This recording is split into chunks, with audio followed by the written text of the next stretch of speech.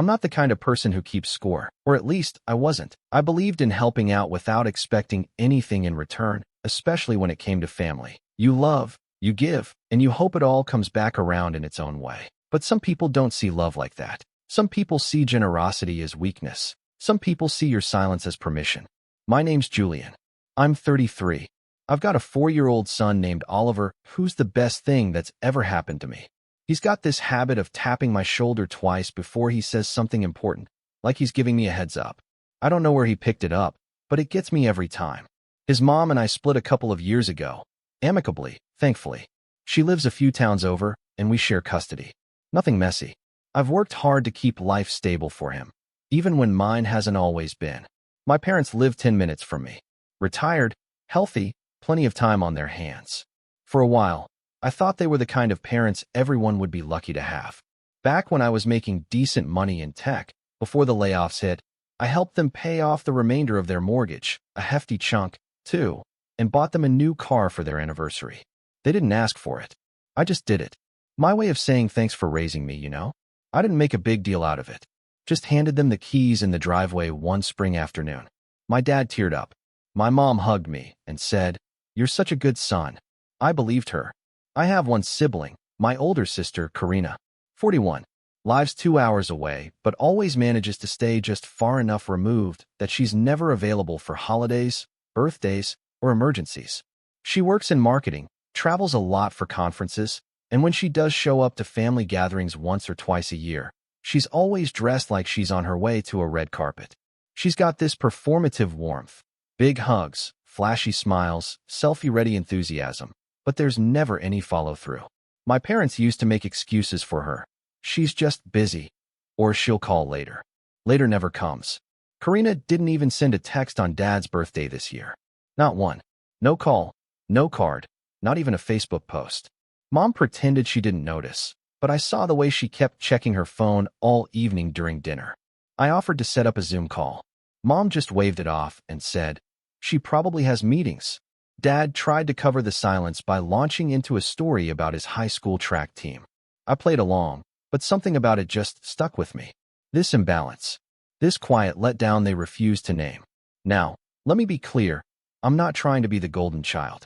I don't parade around doing things to make my sister look bad. I've just always believed that if you can help, you do. Simple. But it was becoming harder and harder to ignore how one-sided it all was. Every family dinner, I brought dessert. Every holiday, I helped decorate. Every house problem, I was the one my dad called. The one time the water heater busted, I drove over with my tools and a YouTube tutorial, while Karina posted "family is everything" quotes on Instagram from her hotel suite in Miami. But I still chalked it up to differences in personality. Maybe Karina just wasn't a show-up type of person. Maybe my parents had accepted that, and I was the only one stuck hoping she'd evolve. I figured, as long as they knew they could rely on me, that was enough. Then came last Thursday. I had a job interview, my first real lead in weeks. The kind of opportunity that makes you rehearse your answers in the shower and iron your shirt twice. Problem was, it landed on a day I was supposed to have Oliver. It was short notice, and I didn't want to leave him with just anyone. So I called my mom. Easy favor, I thought. Just an hour or two. I even offered to drop him off with snacks, toys, and everything he'd need. She answered on the second ring. "Hey, Mom. Quick thing. Would you and Dad be able to watch Ollie for a bit tomorrow morning? I've got a job interview. It shouldn't take long, and..." She didn't even let me finish. "Julian," she said, already sounding put out. "We're not your nannies." I blinked. "I didn't say you were. It's just an hour or two. It's an important interview, and I thought you had joint custody." "I do, but I can't bring him to the interview, Mom." "Well," she said, with that huff she uses when she's half done with a conversation, "maybe you should reschedule." There was a silence. That tight, hot kind of silence where you can't believe someone said what they just said. My heart beat faster, not out of anger, at first. Just disbelief. I wasn't asking for a vacation. I wasn't asking them to raise him. I was asking for one small favor after years of showing up. And I realized in that moment, standing there in my hallway with Oliver pushing toy cars across the floor, that I wasn't shocked she said no. I was shocked at how little it seemed to matter to her that she did. I didn't argue, didn't plead, didn't guilt trip. I just said, "All right," and hung up. I walked back to the living room and sat on the floor next to Oliver. He looked up at me, handed me a blue car, and said, "This one's fast like your car." I smiled, but it didn't reach. I ended up asking my neighbor, who thankfully offered to help. She has kids of her own and knew how much that interview meant to me. It went fine. Not amazing, but decent enough to keep me hopeful. For days passed. No call from Mom. No follow-up. No, how'd it go? Nothing. Then, Sunday evening, I heard a knock at the door. When I opened it, both my parents were standing there. My mom looked anxious, holding a Tupperware container like it was some kind of peace offering. My dad was quiet, hands in his pockets, eyes on the ground. I didn't say anything, just waited. Mom cleared her throat. "Can we talk?" And that's where things start to unravel in a way I never expected. They stood on my porch like strangers who'd wandered onto the wrong doorstep. My mom held that Tupperware like it was a white flag, but her eyes darted past me, scanning my living room like she expected backup. My dad looked tired, not physically, but in the way someone looks when they're caught in the middle of something they can't quite admit to. I should have asked what they wanted. I should have made them say it first. But old habits die hard. I stepped aside and let them in. Oliver was napping in his room. I kept my voice low. "What's this about?" Mom sat down on the couch and placed the Tupperware on the coffee table without a word. It was her lasagna. She always made it after an argument. The kind with extra mozzarella on top, as if melted cheese could smooth over everything unsaid. Dad hovered awkwardly near the window. "I shouldn't have snapped at you," she said eventually, eyes locked on the floor. "I just felt ambushed." I raised an eyebrow. "Ambushed?" "I asked for 2 hours of your time so I could go to a job interview." Her lips pursed. "It's just, we're not young anymore, Julian. Watching a toddler is a lot. You know your father has back problems." Dad winced slightly, but didn't correct her. "He's the kind of guy who'll carry furniture with a slip disc if it means avoiding a confrontation." "I wasn't asking you to run laps with him," I said. "Just sit with him. Read a book. Keep him safe." Mom sighed. "We're trying to enjoy retirement, honey. You make us sound like we're useless if we say no once." I sat down across from her. "Once." Her eyes flashed. She opened her mouth, then shut it again. The silence between us stretched, full of old weight and new tension. And then, the kicker. "We've been talking," she said, shifting in her seat. "About boundaries." I felt something cold settle in my chest. "Boundaries?" Dad finally spoke. "Your sister says you've been putting too much pressure on us." There it was. Karina. Always 2 steps removed, but somehow pulling strings from her cushioned perch. I shouldn't have been surprised. She and Mom had gotten closer over the past year. Not in a natural way, but more like people aligning their stories before a big meeting. Karina had started calling once a week again, usually to vent about work or humble brag about her newest project. Mom ate it up. "She's turning a corner," she'd said one night, beaming after a call. I just nodded. I'd heard it before. "She said that?" I asked, keeping my voice even. "She's worried," Mom said. "She thinks you've gotten dependent." That one hit harder than I expected. I lost my job. I'm raising a 4-year-old. Asking my retired parents for 2 hours so I can attend an interview isn't dependency. It's survival. Mom crossed her arms. "We don't want to be taken for granted." I laughed, but it came out dry. "Taken for granted? I paid off your mortgage. Bought your car. Fixed your gutters last winter when Dad slipped on the ladder. Karina didn't even show up for Thanksgiving." Dad flinched, but Mom's face hardened. "She has a demanding career. And I had one. Until I didn't." Funny how quickly that stopped matching. There was another silence, this one thicker, heavier. My mom looked away, and my dad suddenly found a speck of dust on his shoe to focus on. "I think you should go," I said quietly. She blinked. "Julian, I think you should go before you say something that makes it worse." They didn't fight me, just stood up slowly. Mom left the lasagna. Dad gave me a quick, almost guilty nod before they walked out. The door closed behind them with a quiet thud, but it echoed in my chest for hours. That night, I lay awake thinking about all the little signs I'd ignored over the years. The Christmas when Karina forgot to bring gifts, but everyone still cooed over her new designer boots. The time she skipped Dad's surgery because she was slammed with meetings, and Mom covered for her, saying it was probably better without the extra stress. The family trip I paid for where she showed up late, demanded the master bedroom, and then left early after a single group photo. I kept brushing it all off, telling myself that family was messy, that some people love differently. But love shouldn't feel like leverage. A few days passed. No calls. No texts. I figured that was it. Maybe they'd circle back eventually. Maybe they wouldn't. Either way, I told myself I was done being the one to chase resolution. Then came the text. From Karina. Can you give Mom a break? She's overwhelmed. You shouldn't have put her on the spot like that. I stared at it for a full minute before responding. She's overwhelmed? I asked for 2 hours of help, not a kidney. She replied almost instantly. You've been pushing too hard lately. They're not your safety net. You made your own choices, Julian. That last line hit a nerve. Because yeah, I did make my own choices. I chose to stay in town when Karina moved away. I chose to raise my son here, near family, hoping it'd mean he'd grow up with grandparents who loved him. I chose to help whenever they needed it, because that's what family does. I just didn't expect the scoreboard to be erased the minute I needed something back. I didn't reply. A week passed.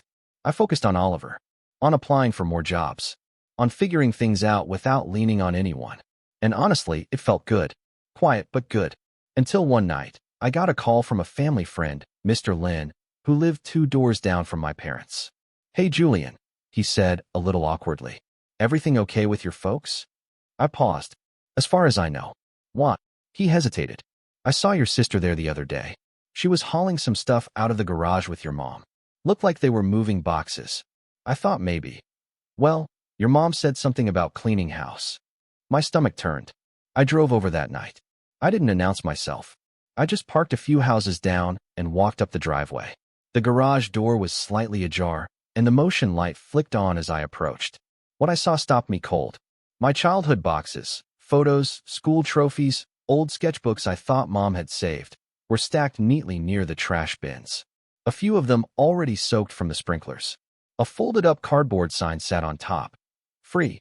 Take what you want. I knelt down and opened one of the boxes. Inside were framed pictures of me holding Oliver in the hospital. A handprint painting he'd made for them last Christmas. My college diploma. All of it. Just tossed out. Like clutter. I stood there for a long time, the sound of distant crickets filling the silence. Eventually, the porch light flicked on. My mom stepped out, saw me, and froze. Julian, she said. Not angry. Not surprised. Just caught. I picked up the diploma. Held it up. Really? She didn't move. We needed space. For what? Karina's new staging area? Her jaw tightened. She's thinking of moving back. Temporarily. I nodded slowly, the pieces clicking together. The boundaries. The sudden distance. The pushback about Oliver. It wasn't about being overwhelmed. It was about making room. For her. You could have asked me to move this, I said, gesturing at the boxes. Or told me to come get it. But you didn't. You just dumped it. I didn't think you'd care, she said. And that was somehow worse. I took a breath, the air thick with betrayal. You've made your choice, I said, quieter than I expected. I hear you loud and clear. And without another word, I picked up 2 boxes, walked back to my car, and left the rest sitting there under the flickering porch light. I didn't sleep that night. The next morning, I filed paperwork to change something I never thought I'd touch. I wish I could say that filing that paperwork felt empowering. That I walked out of the building with a smirk and a spring in my step, like a man finally taking charge of his life. But the truth is, I sat in my car afterward, gripping the steering wheel with both hands and staring blankly out the windshield. My chest was tight, my hands clammy. The air felt heavy with something I couldn't name. Grief, maybe. Grief for the version of family I thought I had. The paperwork wasn't some bold revenge. I wasn't striking back. Not yet. It was quiet, administrative, unremarkable on the surface. But to me, it was the start of a line being drawn. I removed my parents as emergency contacts. Took them off Oliver's daycare pickup list. I changed the address for my medical records. Nothing dramatic, just separation. A signal to myself that I was done clinging to an idea that didn't exist. That weekend, I did a full sweep of my apartment. Cleaned out drawers, donated old clothes, reorganized Oliver's room. I stayed busy on purpose. My brain had too many sharp corners those days, and motion softened them. Oliver, thankfully, was blissfully unaware. He'd climb into my lap with picture books or chase his toy dinosaurs across the hallway like nothing had changed. And in a way, I was grateful. At least one of us still believed in unconditional love. I didn't hear from my parents for 2 weeks. Not a call, not a text. The The silence was louder than any argument we'd ever had. Occasionally, I'd think about the lasagna still sitting in the back of the fridge. I couldn't bring myself to eat it, but I didn't throw it out either. It felt like a relic, a symbol of something that used to mean comfort and now just made me feel sick. Then one morning, I woke up to an email. Subject, let's talk. It was from Karina. Short, polite, vague. Mom and Dad are struggling. They don't know how to reach out to you. I think you're being a bit extreme, but I'm willing to mediate if you're open to a conversation. I stared at it for a long time. Struggling? They weren't sick. They weren't broke. They weren't alone. They had each other. And apparently, they had her. The only thing they were struggling with was me having boundaries. I didn't reply. Instead, I doubled down on the things I could control. I poured my focus into Oliver. I took him to the science museum. We built a solar system out of Play-Doh. I taught him how to ride his bike on the grass in the park just behind our building. We fell. We laughed. We got back up. Again and again. And then, out of nowhere, something shifted. I got a call back for that job interview. The company had been dragging their feet on hiring, but they finally made a decision, and they wanted me. It wasn't as senior as my old role, and the pay wasn't as high, but the hours were flexible, the team seemed solid, and most importantly, they respected the fact that I was a single dad. The hiring manager actually smiled when I mentioned Oliver during our second call. I started 2 weeks later. It was rocky at first, shaking the rust off. But soon I found a rhythm. I dropped Oliver off at daycare, did my work from the small home office I carved out in the corner of the living room, and picked him up with a juice box and a story queued up for the ride home. It wasn't glamorous, but it was stable. And after the emotional storm I'd weathered, stability felt like luxury. What surprised me most during this time was how light I felt. Not all the time. There were still pangs of sadness, moments when I'd see a family at the park with doting grandparents and feel that sharp ache in my chest. But there was also relief. A release of that constant pressure to perform, to please, to maintain the illusion that everything was fine. Without that weight on my shoulders, I could finally breathe. One afternoon, I ran into Mr. Lin again while walking Oliver. "You look good, Julian," he said, giving me a warm smile. "Less stressed." "Trying," I said with a shrug. He hesitated. "I hope you don't mind me saying this, but I always thought your parents leaned on you a bit too much. You were always the one fixing things. Nice to see you taking care of yourself for a change." I didn't know what to say. It was the first time someone outside the family acknowledged it. That silent imbalance I'd been carrying for years wasn't just in my head. "Thanks," I said. "Means more than you know." A few days later, I got a surprise call from an old friend, Danny. We used to work together in my last job before the layoffs. He'd gone on to start his own small agency and wanted to know if I'd be interested in consulting part-time. "You've always been good with client management," he said. "Flexible hours. Decent pay. No pressure. Just think about it." I thought about it, then said yes. Suddenly, I was juggling 2 jobs, but for once, it didn't feel like drowning. It felt like choice. Like momentum. I started saving again. Not much, but enough. I opened a new account under Oliver's name, began setting a little aside each week.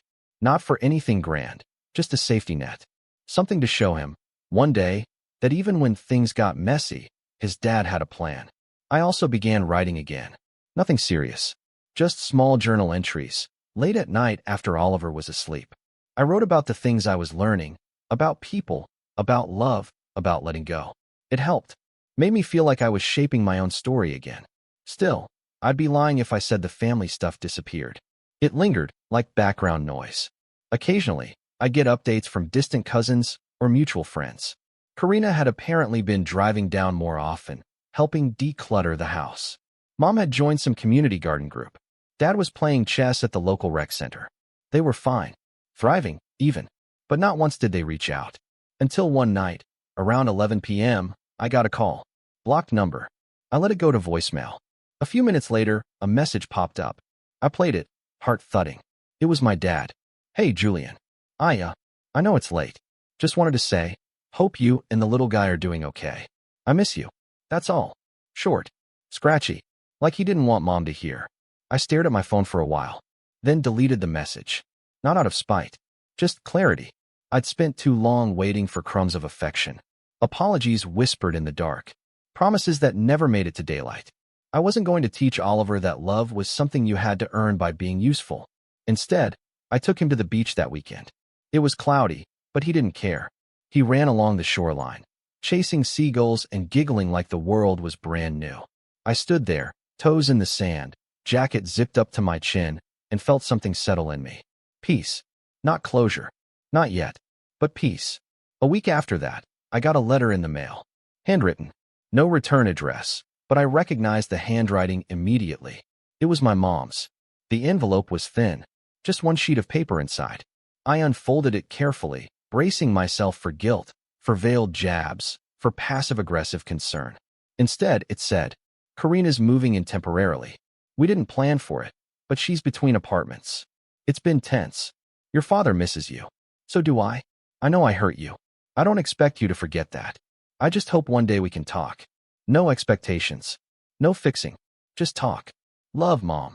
I read it 3 times, and then folded it back up and placed it in a drawer. I didn't reply, not because I was angry, but because for the first time in my life, I was choosing when the conversation happened. And this time, it would happen on my terms. What I didn't know then was that something was coming. A shift in their perfect little plan. A mistake they couldn't walk back. And it would all start with a knock on my door, early on a Saturday morning, while Oliver was still eating cereal in his pajamas. It happened on a Saturday morning, just like I said. The knock was loud and uneven, like someone unsure if they wanted to be heard. I was in the kitchen pouring milk into Oliver's cereal when it came, and for a second, I thought it might be my neighbor again. She usually came by to borrow baking ingredients or drop off leftovers. But when I peeked through the peephole, I froze. It was Karina, not dressed in her usual high heels and fitted trench coat, not coiffed and glowing like some influencer posing outside a Manhattan coffee shop. She looked disheveled. Her hair was pulled back in a messy bun. Her oversized hoodie was wrinkled and clung to her like she hadn't changed in a day or two. She clutched her phone in one hand and a half-empty iced coffee in the other, tapping her foot like she was both anxious and annoyed. I didn't open the door. I waited. She knocked again, harder this time. Julian, I know you're in there. No apology. No, hey, can we talk? Just entitlement, like always. Like this was her stage, and she was improvising until the spotlight found her again. I cracked the door, but left the chain on. Oliver peeked around my leg. Can I help you? I asked flatly. She exhaled like I'd just told her flight was delayed. Can I come in? No. A beat passed. Her eyes darted to Oliver, then back to me. I need to talk to you. I raised an eyebrow. About what? She hesitated. That alone told me this wasn't a casual visit. Karina never hesitated. She was always sure, always rehearsed. She lowered her voice. It's Mom. She kicked me out. I blinked. That was the last sentence I ever expected to hear from her. Kicked you out of where? Their house. I've been staying there, remember? She looked around, like someone might be recording this. Her tone softened, almost like she was trying vulnerability on for size. I didn't have anywhere else to go. I told you that in the letter. The letter? I stepped out onto the porch, closing the door gently behind me so Oliver wouldn't hear. You didn't write that letter. She flinched. I nodded slowly. Mom did. She looked away. I crossed my arms. So why'd she kick you out? That brought her eyes snapping back to mine. Because she's unstable. I laughed. It slipped out before I could stop it. You've lived there a few months, Karina.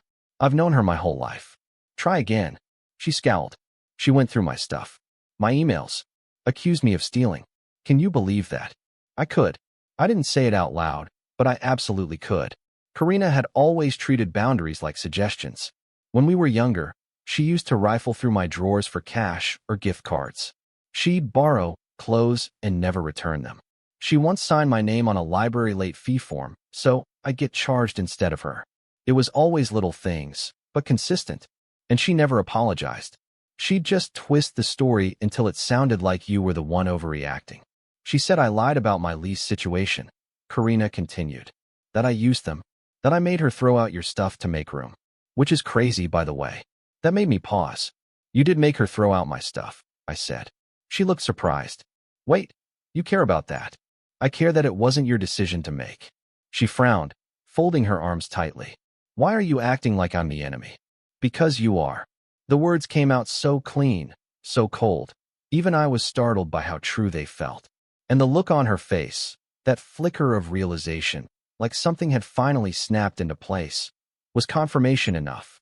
She opened her mouth, closed it. Then, like always, she pivoted. Look, she said, lowering her voice again. They're selling the house. That stopped me. What? I wasn't supposed to tell you yet, she continued, eyes scanning the street. But yeah, it's happening. They already met with a realtor. They want to downsize. I stared at her. And this is what to do with me. She hesitated again, then pulled out her phone and scrolled. They're listing it under both their names. But here's the thing. You know that loan you paid off for them? The mortgage. I nodded slowly.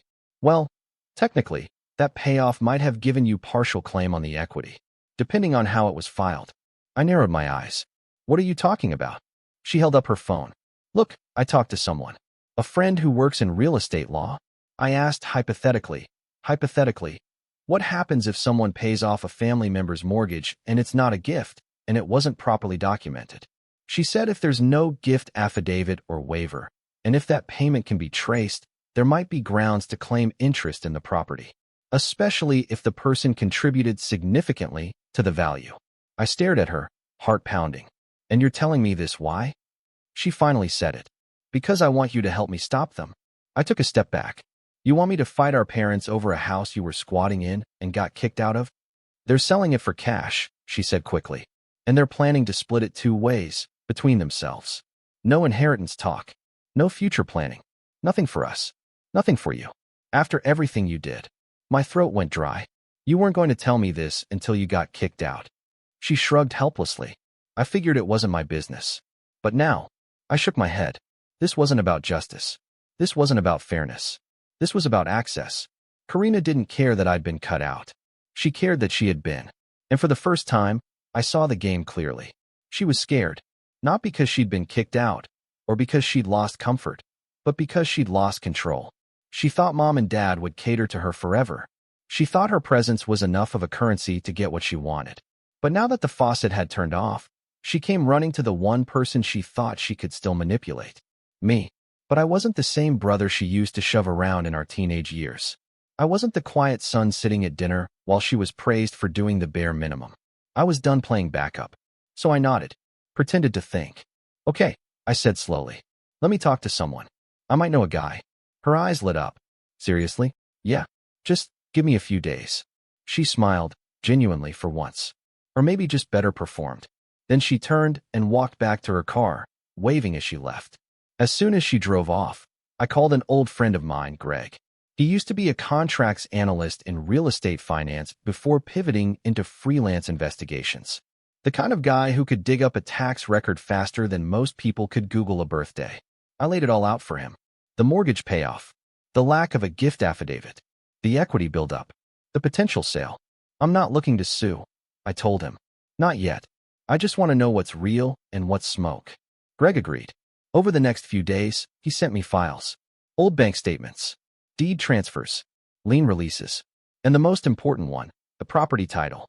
Turns out, when I paid off the mortgage, the final payment was processed under my name. My signature was on the cashier's check. There was no formal agreement marking it as a gift. No legal disclaimer of rights.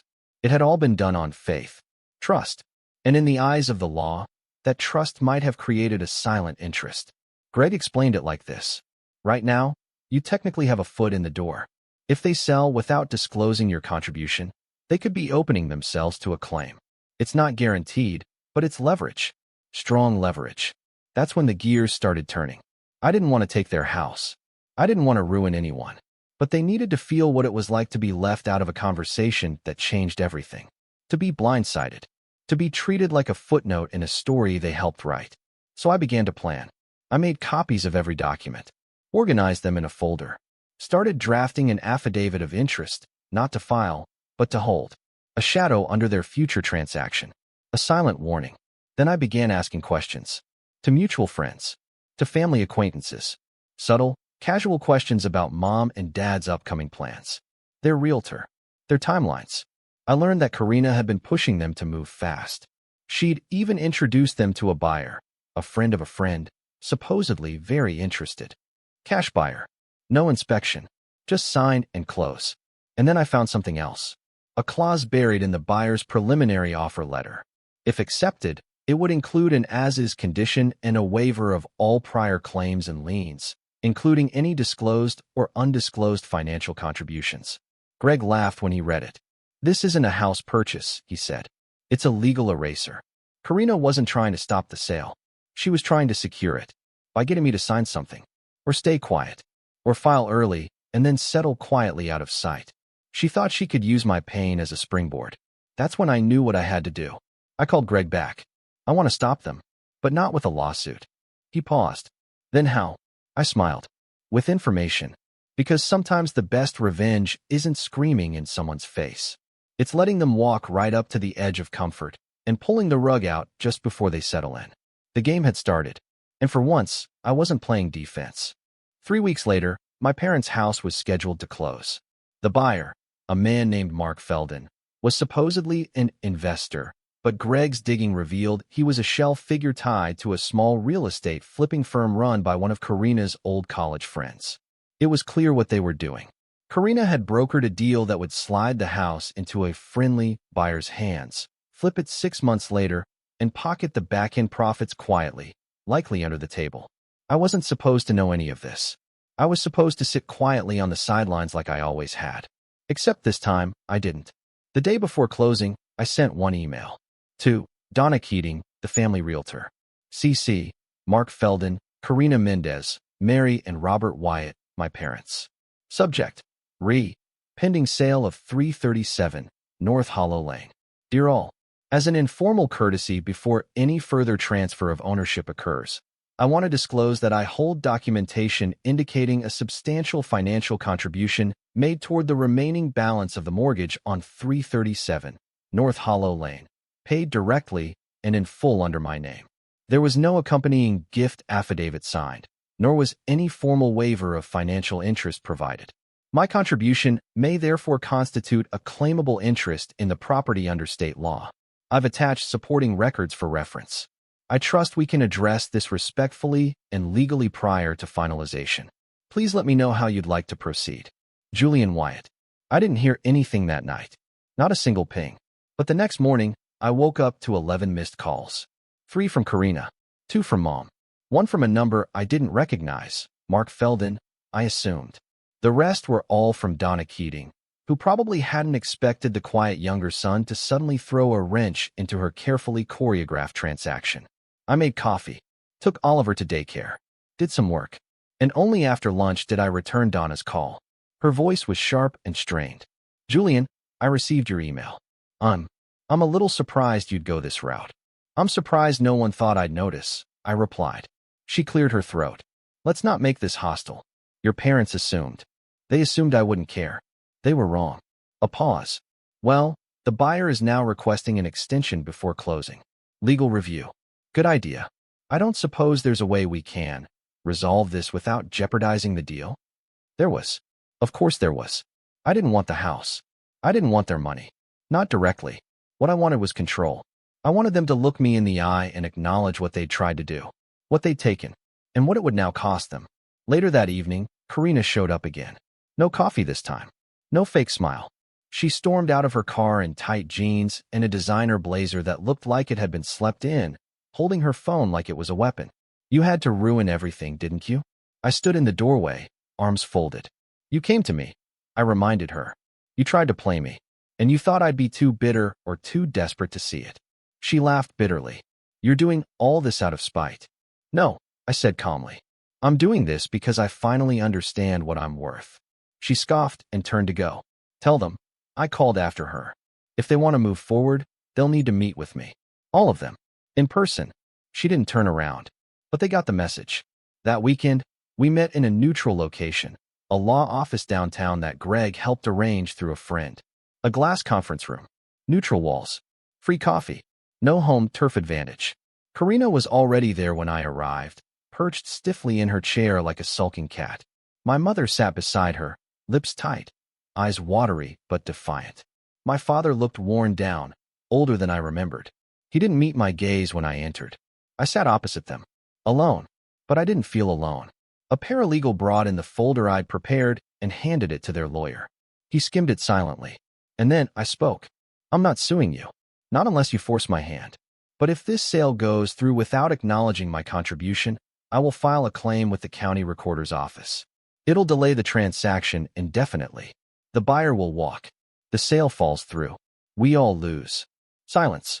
Then I leaned in. But if you're willing to sign a revised agreement, I'll waive any claim. Mom blinked. What kind of agreement? I turned to Karina.